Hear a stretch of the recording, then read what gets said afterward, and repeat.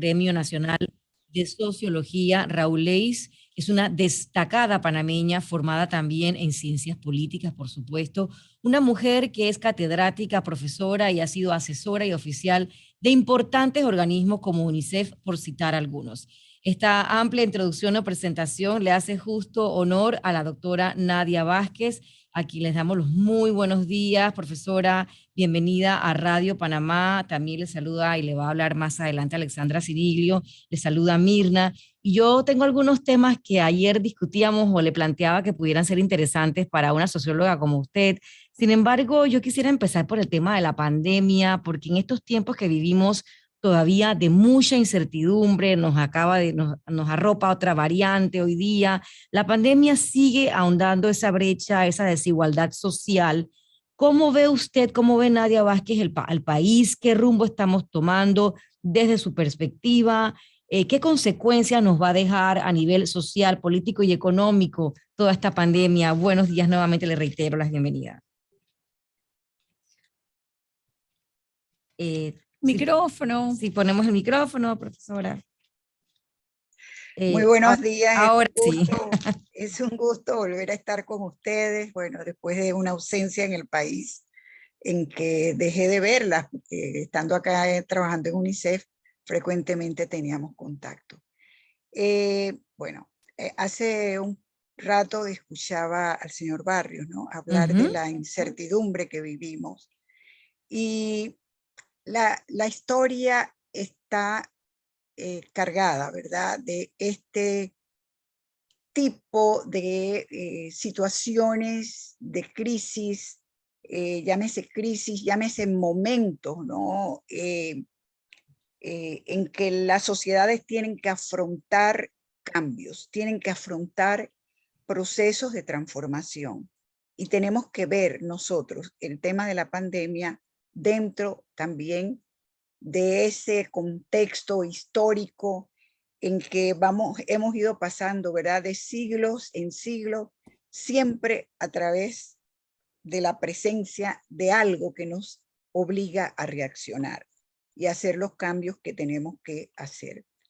Definitivamente estamos viviendo una época de incertidumbre, y en esta época de incertidumbre tenemos, y ahí entra el papel de las ciencias sociales, de la sociología, conocer los problemas a profundidad que se van presentando para poder irle dando las respuestas que estos problemas merecen. La situación que vive Panamá no está lejos de la situación que viven otros países. Precisamente el ser pandemia, ¿verdad?, nos lleva a pensar que es una situación que se presenta a nivel global.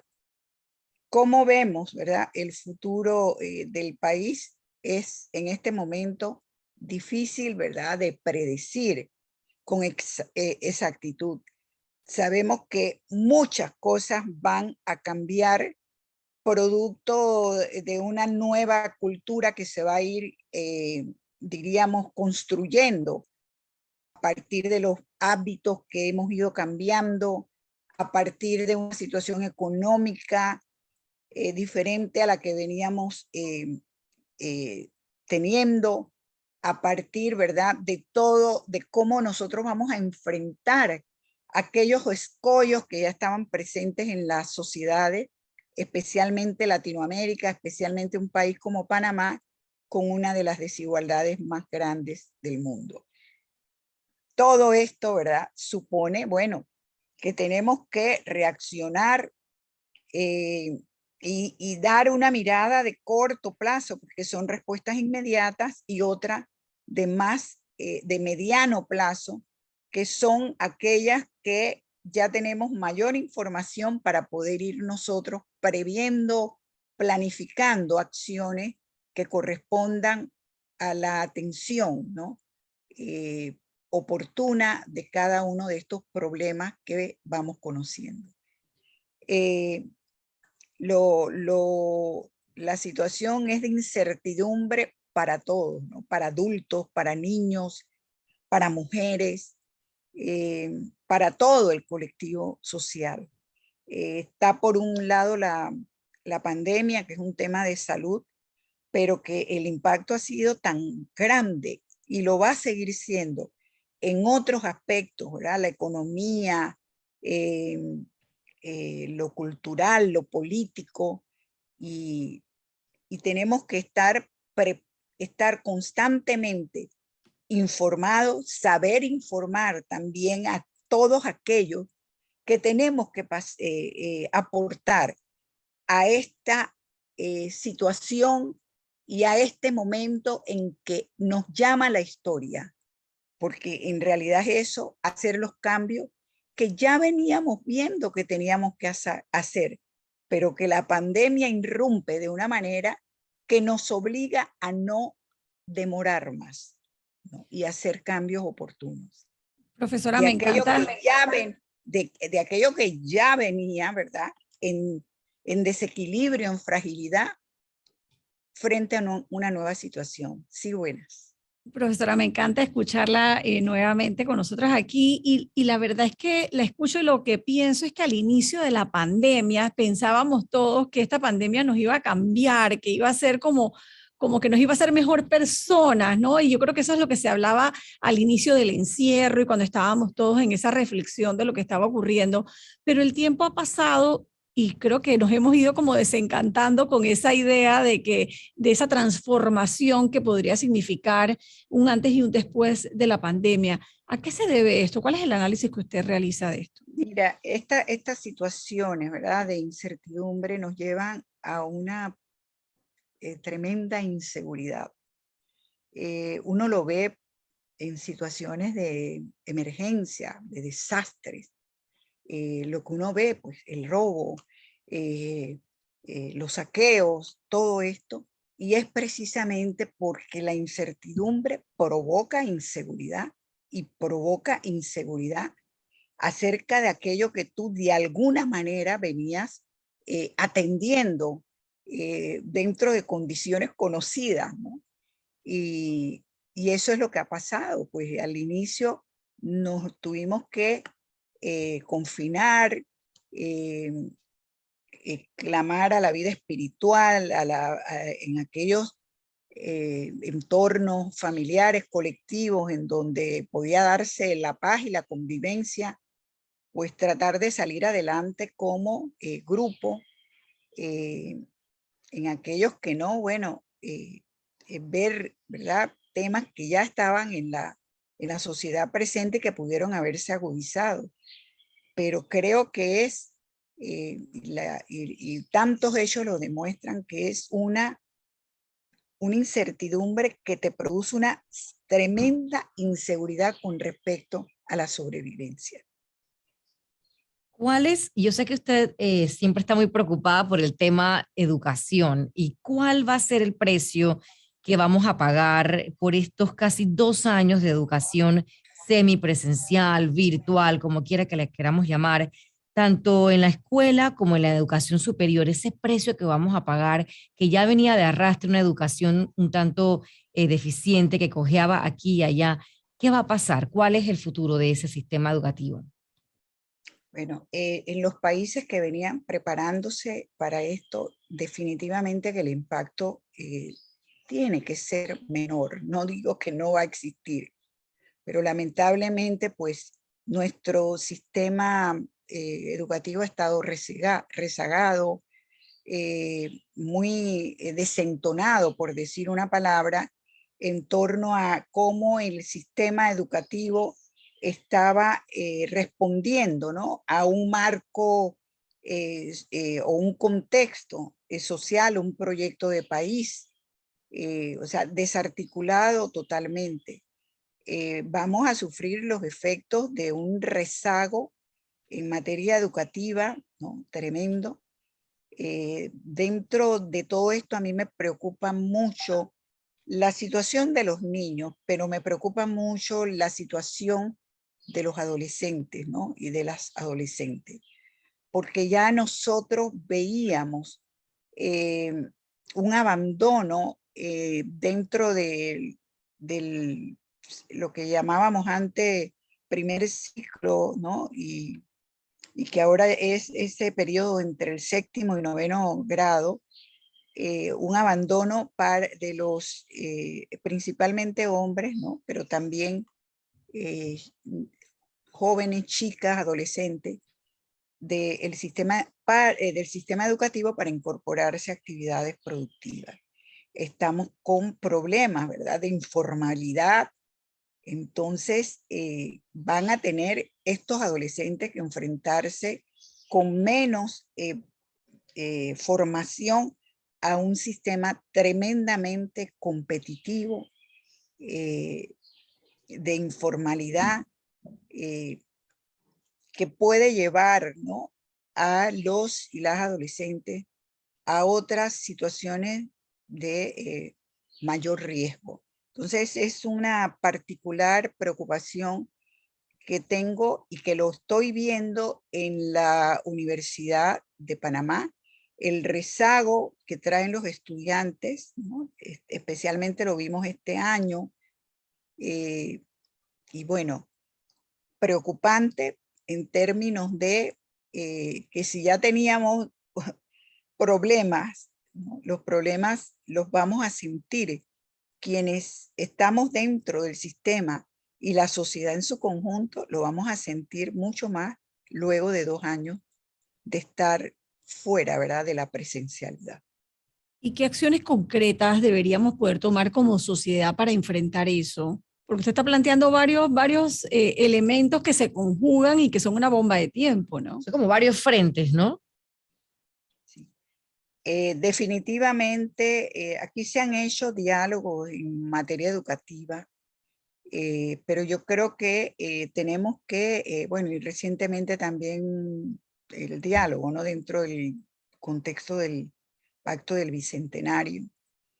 Pero esto requiere mucha más participación, un mayor análisis de cada uno de los problemas que arrastrábamos, pero de aquellos que se agudizan con esta situación, y tomar medidas claras, medidas contundentes. Yo escuchaba a la profesora Ileana Walsher hablar de las aulas de nivelación.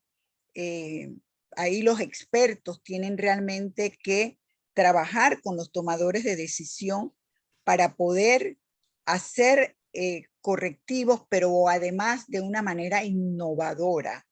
Porque lo que yo siento es que a veces seguimos como amarrados a aquello que conocemos, que hemos venido haciendo porque lo hemos hecho siempre así, nos ha funcionado, ¿verdad? Entonces tenemos que innovar y ver cuáles son las respuestas que necesitamos hoy día para una situación nueva que tiene que enfrentarse a eso nuevo, pero también a ese arrastre que traía la sociedad. Y yo creo que hay que revisar definitivamente la ley de educación, y realmente esa revisión tiene que ser el producto de una amplia participación, de qué es lo que necesitamos en el corto tiempo, porque es una situación que tenemos, diríamos que, eh, donde tenemos que dar un salto, ¿no?, para lograr eso que la profesora Ileana llama nivelación, y poder también proyectarnos en el futuro de qué es lo que queremos en materia de un proyecto de país, y cómo la educación contribuye a esa responsabilidad de un sector en cuanto a la formación de los individuos, ¿no?, para ese proyecto en el que todos tenemos que participar. Claro, profesora. Y también ya quería preguntar sobre esta política de subsidios que tanto cuestionan algunos sectores. Estos subsidios, extender los mismos, acabamos de ver lo del vale digital y todo lo demás, ¿ayuda o a la larga se termina convirtiendo en un gran dolor de cabeza y en una carga? Los subsidios no son malos, ¿no? Pero los subsidios, si no se manejan bien, pueden ocasionar problemas, y muchos problemas de orden político, porque donde usted corta los subsidios o los va a cortar, la presión que hay, ¿verdad?, de la población sobre el gobierno, ¿verdad?, sobre las instituciones del Estado, es tan grande que, bueno, se puede caer en todo esto del clientelismo, de usar esto manipulado para otros fines. Los subsidios, cuando se establecen, tienen que estar muy claro para qué se establecen y tienen que tener un periodo de duración. Usted lo que espera con el subsidio es superar una brecha que pueda existir en un sector de la economía, cuando se trata de la economía, en una situación de poder hacer que las poblaciones que viven en una situación de desventaja puedan poseer un mínimo de lo que requieren para la sobrevivencia, para vivir, ¿no? Pero usted tiene que saber cómo lo hace. El subsidio, los subsidios tienen que ser evaluados, ¿no? Tiene que ser evaluado el impacto que esto está teniendo en la población, y creo que vamos a seguir cuestionando si nosotros no tenemos o no conocemos los resultados que han tenido esta política de subsidio sobre la superación de desigualdades, la superación de problemas educativos, ¿no? La ventaja de esto para lograr mayor acceso a la educación, mayor acceso en el sector educativo, estoy hablando, ¿no? Entonces, hay que evaluar bien el impacto, y el cuestionamiento va a venir si no tenemos información sobre realmente los efectos que estos subsidios tienen en función de aquello para lo que se crearon. Porque no estamos resolviendo el problema. Estamos alargando y posponiendo un problema, ¿no? Por ahí es. Si usted da subsidio para grupos vulnerables en situación de pobreza, pues usted tiene que tener otras políticas, ¿no?, que tiendan a una mayor generación de empleo, que permita, bueno, que aquel que está recibiendo el subsidio pase a tener un empleo con un empleo digno, con salario digno, que le permita suplir las necesidades básicas y más de su familia, ¿no?, y de él como individuo. Si no, pues usted está, diríamos, institucionalizando una medida que no tiene un momento, diríamos, de beneficio en términos de sacar a la persona de la situación que tenía, que es la idea, ¿no?, en este tipo de subsidios. Yo creo también, profesora, y yo creo que para ir terminando un poco, en algunas entrevistas que usted ha dado anteriormente, usted menciona que urge cambios de paradigmas para viejos problemas. ¿Cómo lograr también vencer la apatía y reemplazarla por la participación ciudadana plena y ajena al control del poder e intereses particulares? ¿Eso es posible? ¿Usted cómo analiza el comportamiento de la sociedad panameña frente a temas importantes que a todos nos compete, pero que pareciera que lo dejamos pasar? ¿Sí? Mira, tenemos que hacer procesos, y yo creo que tanto las instituciones del Estado como la sociedad, las organizaciones de la sociedad en general, porque lo que existe es una desconexión, como yo lo veo, una desconexión de la clase política, de la sociedad, de los problemas reales que la sociedad tiene, y darle respuesta a, como corresponde al Estado, a esos problemas, a esas demandas colectivas. Y por otro lado, la misma gente, la misma sociedad está, se ha ido desconectando de los problemas y de la respuesta que debe dar el Estado. Entonces pasamos a pasar por alto todo y a buscar nosotros las soluciones que el Estado en ese pacto social no nos puede dar. Entonces, esto se tiene que hacer realmente con voluntad política, con la suma de todos de querer avanzar como país, porque de esta manera llegar realmente a acuerdos, pero los acuerdos, Alexandra y Mirna, no se dan entre gente que piensa de la misma manera.